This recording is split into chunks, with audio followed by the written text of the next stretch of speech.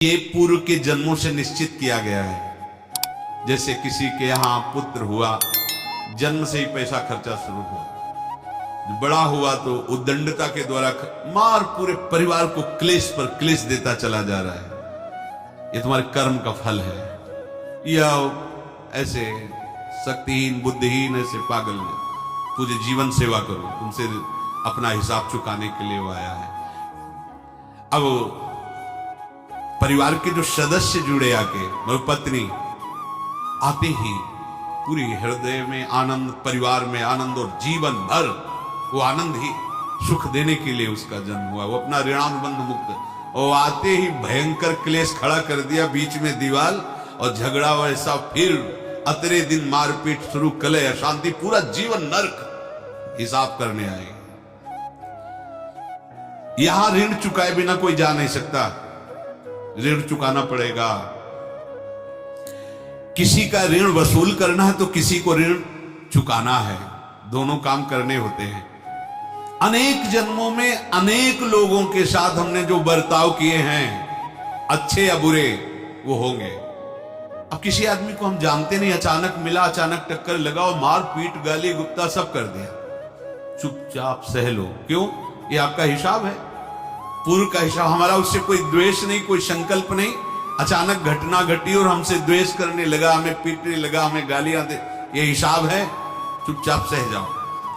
अपने घर का भाई ही भारी दुश्मन बन गया और क्लेश, हिसाब है।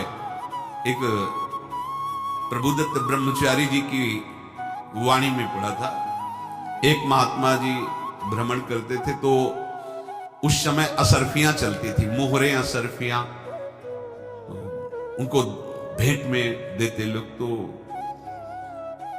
या तो ठाकुर सेवा में लगे तत्काल, या संत सेवा में तत्काल लगे, उसका संग्रह करके डोलना ये ठीक नहीं है बैरागी के लिए, सिद्धांत में ये ठीक नहीं है। तो जब 2, 4, 6, 8 ऐसे मोहरे हुई, उन्होंने विचार किया कि और भ्रमण करके जब काफी मोहरे हो जाएंगी तो प्रयागराज में जब कुंभ पड़ता है, एक बार पूरे सब अखाड़े के संतों को, अलग अलग संप्रदाय सब संतों को बुलाएंगे और सबको खुआएंगे।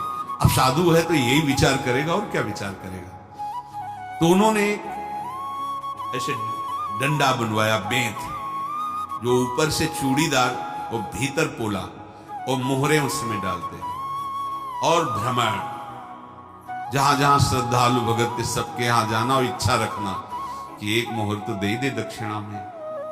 कामना कोई भी हो वो बांधती ही है, ध्यान रखना। इसीलिए प्रभु जो चाहे वो करे, अपनी चाह नहीं रखनी चाहिए, अपनी चाह प्रभु की चाह में मिला देनी चाहिए। धीरे धीरे वो छड़ी भर गई, भ्रमण करने वाले महात्मा चूड़ी लगाई, इंतजार करते रहे। जब प्रयाग का कुंभ पड़ा तो चले। तो रास्ते में एक गांव में पूछा जाता है, जिससे कहीं रुको कि कोई श्रद्धालु ऐसा है जो संत सेवी है। तो कुछ लोगों ने बताया, हाँ एक परिवार है, बहुत संत सेवी है, और आपको मिलाते हैं उनसे। आइए, घर में रुका,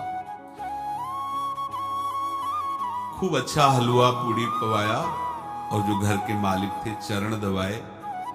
चरण दबाते दबाते उनकी दृष्टि पड़ी उस डंडे पे, इतना मोटा और ऊपर से कुछ चूड़ी सी भी नजर आ रही, इस डंडे में तो कोई रहस्य है ही है। अब महात्मा जी को खवा पिला के सुला दिया। महात्मा जी जब सो गए तो पत्नी से धीरे से कहा, वो डंडा लाओ बाबा जी का डंडा। और वो चूड़ीदार जो ही खोला, पलटाया तो सैकड़ों मोहरे। ऐसे संत रोज पधारे भगवान, तुम आनंद हो जाए फिर क्या। पत्नी से कहा, नाप के कंकड़ लाओ। वो तो महात्मा जी तो खाए खीर पूड़ी, आराम से सो रहे। रात में पूरी प्लानिंग करके उसमें कंकड़ भर के चूड़ी लगाकर सिराने रख दिया, सारी मोहरें हटा ली। महात्मा जी आराम से छड़ी उठाए तो वजन पक्का। वैसे बड़े लोग चतुर होते हैं, पर ये नहीं जानते कि कर्म कितना भयानक होता है। और उनकी कोई संतान नहीं थी, पर धन में इतना प्रेम उनको था, बहुत सावधान साधु महात्माओं के पास जो अर्थ है, गृहस्थी अगर आता वहीं से है, पर अगर उसको जोर जबरदस्ती या किसी छल कपट से, तो वो उसका विनाश ही करता है। आज तक का प्रमाण है। अब उनको ये भाव पता नहीं होगा, या पता होगा तो लोभ के कारण वो उसको मान नहीं पाए होंगे। महात्मा जी गए प्रयाग में, किसी अखाड़े पर रुके और वहां प्रार्थना की कि कल जो है संपूर्ण अखाड़ों का निमंत्रण किया जाए और सब संतों को भोग पवाया जाए, उनको दक्षिणा भी दी जाए। महंत ने सोचा कि बहुत बड़ा है तो उत्सव है, क्योंकि प्रयाग में कितने हजारों संत महात्मा सब। उनका महाराज बोरो इसमें चीनी और तीनों घी लगेगा, सब व्यवस्था। बोले आप एक एक हिसाब हम करेंगे, हमारे पास सब व्यवस्था है। बोले कुछ तो पहले दे दो, इकट्ठे देंगे हम। उनको था कि अगर हम छड़ी खोला और 2-4 मोहरे दी, किसी को पता लग गया तो गड़बड़ हो सकती। बोले हम भंडारे के समय आखिरी में सब कुछ आपको दे देंगे। ठीक है। वो अपने पास से पैसे लगाकर खूब जितना सामग्री सब लाए, लाखों की, और सब संतों को निमंत्रण कर दिया। संत जन निमंत्रित हो गए, भंडारा बन रहा है। तब वहां के महंत है, उनका देखो भंडारा भी बन रहा है, संतों को निमंत्रण। अब आप अर्थ की व्यवस्था कीजिए, क्योंकि इतनी बड़ी हमारी सामर्थ्य नहीं थी जितना हमने किसी तरह हमने व्यवस्था की। अब मुझे अर्थ चाहिए, तभी आगे की व्यवस्था बढ़ेगी। संतों को दक्षिणा देंगे और जिनसे अर्थ लिया उनको दे। देखो रसोई बन गई सब। उनका छत में विश्वास नहीं तो यार, चूड़ी खोली, उनको तो था ना कि मोहरे हैं कंकड़। तो जैसे कितना उनको सदमा लगा होगा, हजारों संतों का निमंत्रण, रसोई बन, अब संत हो के छल कपट। तो उनका महाराज आपने तो हमारा नाश कर दिया, जो महंत थे। अब बताओ रसोई बन गई, संत निमंत्रित हो गए और आप ये कंकड़ दिखा रहे हैं इनको। आपने तो हमें बर्बाद कर दिया, हमारी इतनी सामर्थ्य नहीं थी, आप पहले बता देते। संत होकर ऐसा छल कपट। अब वो बोले तो क्या बोले, क्योंकि उनको पता था कि मोहरे हैं इसमें। अंदर से उनका चिंतन गया उसी सेठ के पास। अच्छा ऐसा धोखा हमारे साथ किया, भोगोगे तुम। ये जो निकलता है ना भोगोगे, ये अकाट्य होता है। क्योंकि किसी का भी हृदय, मान लो किसी भी जीव जंतु को आप कष्ट दें और उसका हृदय आह भर जाए, तो वो आह वज्र की लिखत में भोगना पड़ेगा। वो देखो भीष्म जी को भोगना पड़ रहा है। सांप को ऐसे धनुष की नोक से उठाया और बंबूल के कांटों के ऊपर फेंक दिया, कई दिन तक छेदा हुआ, वो आह भर करके मरा। तो आपको 6 महीने बाणों की सैया पर आह किसी की ना लेना जिंदगी। कोई ऐसा कोई आह भर करके कह दिया तुम समर्थ हो, हम तो कुछ कर नहीं सकते, और अंदर से दुखी, फिर तुम्हारी सामर्थ्य काम नहीं करेगी, मिट्टी में मिला देगी। फिर ये तो संत थे और भगवत आराधना के लिए, संत आराधना के लिए ही ऐसा किए हुए थे। अब इनका कैसे मुंह दिखाएं? अब क्या करें? सुबह संत जन आएंगे, सबके बीच में हमारी कि देखो इन्होंने, अब क्या करें? गए और संगम में जाके छलांग लगाई, अपने प्राण त्याग दिए। अब उनके तो पास मोहरे थी और व्यापार बढ़ा, और 9-10 महीने बाद ही लड़का हुआ। अब तो उनको आके संत फलीभूत हो गया। देखो व्यापार चल रहा, लड़का नहीं होता था, लड़का भी हो गया। बड़ा आनंद छा रहा है।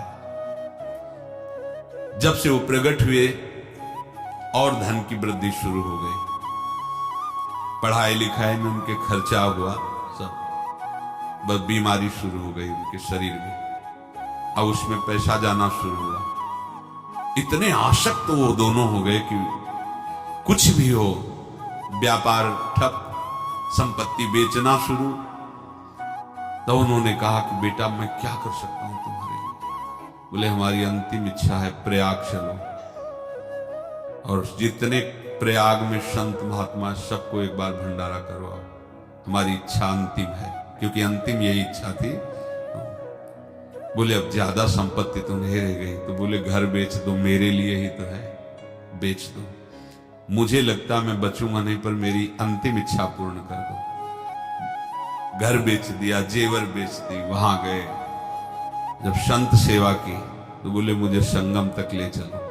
संगम तक ले गए और बोले समझे तुम चुराए थे और हमने उसको छीना है, कुछ नहीं रह गया तेरे पास कुछ, अब केवल ममता और आसक्ति में जलकर मर और नरक प्राप्त कर। मैं वही महात्मा हूं जिसकी तूने मोहरे ली थी, शरीर छोड़। महात्मा को जन्म लेना पड़ा और इनको दुर्गति भोगनी पड़ी।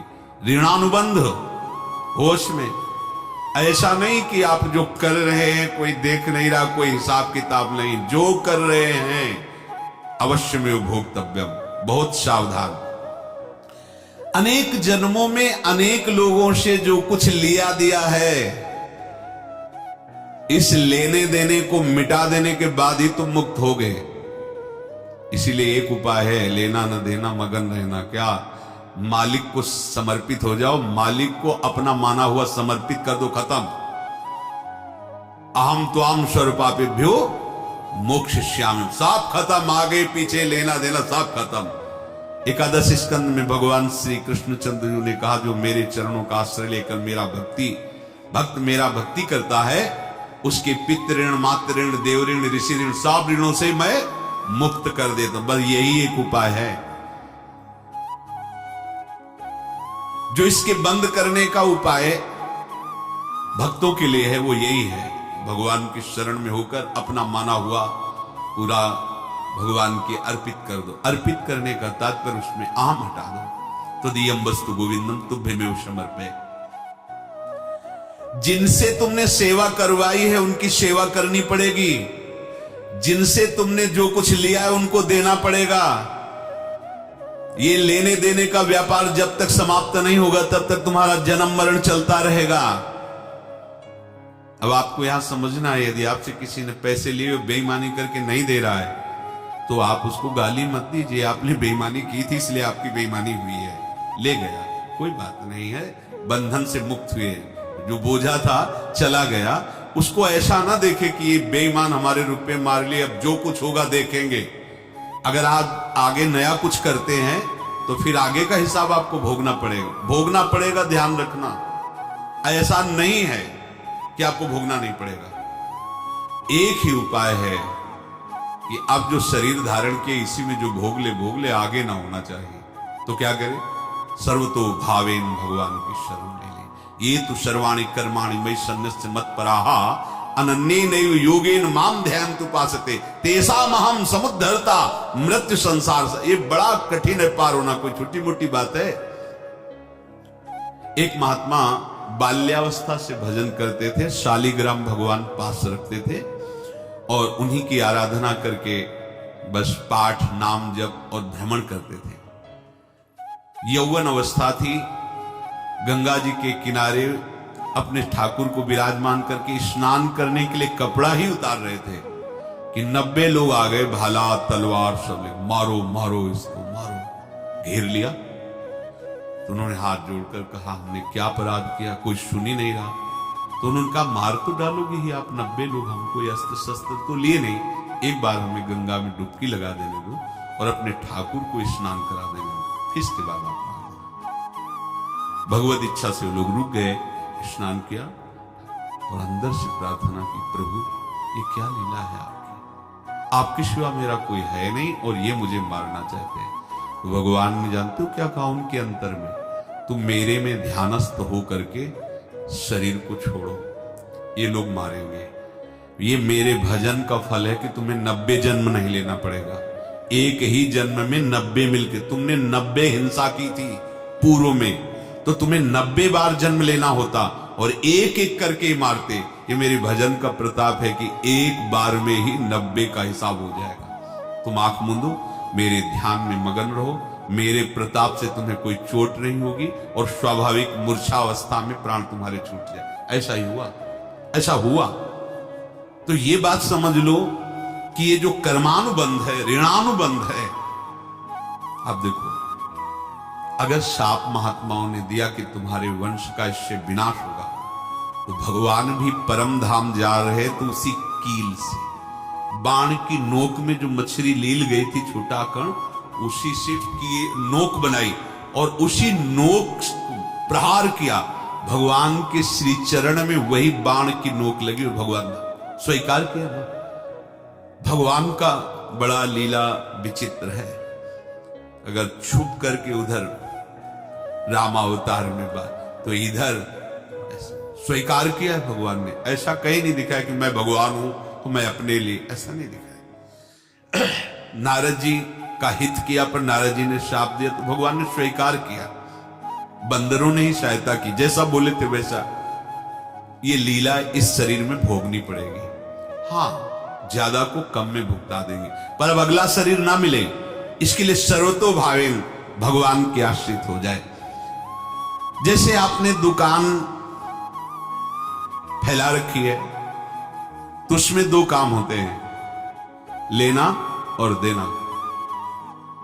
किसी को उधार दिया है तो हमें उससे लेना है, और कोई नगद देकर सामान ले रहा है तो उसे सामान देना है, या उधार लिया है तो हमें उधार देना है। अब अगर दुकान बंद करनी है तो तुम्हें देने वालों पर जोर देना है, लेने वालों पर जोर नहीं। लेने वाला तो जाओ हम क्षमा किया, समर्पित किया, हमारा कोई संबंध खत्म हो जाए, वो खुशी हो जाएगा। लेकिन देने वाला तुम अगर दुकान भी उठा दोगे तो जहां भी रहोगे तुम्हारे पास वो आएगा, लाइए हमारा। तो देने पर नजर रखिए, जिसका जिसका हिसाब है वो आपके सामने आता जाए, हटाते जाओ। लेने पर नजर मत रखिए और दुकान फौरन उठा दीजिए, नहीं अगर लेते देते रहे तो चलता रहेगा। आगे चलकर कुछ लेना न देना, मगन रहना बस अपने प्रभु के चिंतन में। अब हम कैसे जाने कि किसको क्या देना है, हमें क्या पता। तो हम पूरा हिसाब जिनको पता है उनको दे देते हैं, समझ रहे हो? उनको पता है क्या लेना है क्या देना है, इनके पास पहुंच गया, सरकारी हिसाब से सब बराबर कर देंगे। हमको अपनी जिम्मेवारी इनकी चरणों में समर्पित कर देना है, तभी हम जीवन मुक्त होंगे। ये रहस्य की बात है। प्रभु कह रहे हैं, यस्य सर्वे समारंभाः काम संकल्प वर्जिताः ज्ञानाग्नि दग्ध कर्माणं तमाहु पंडितम बुधाः।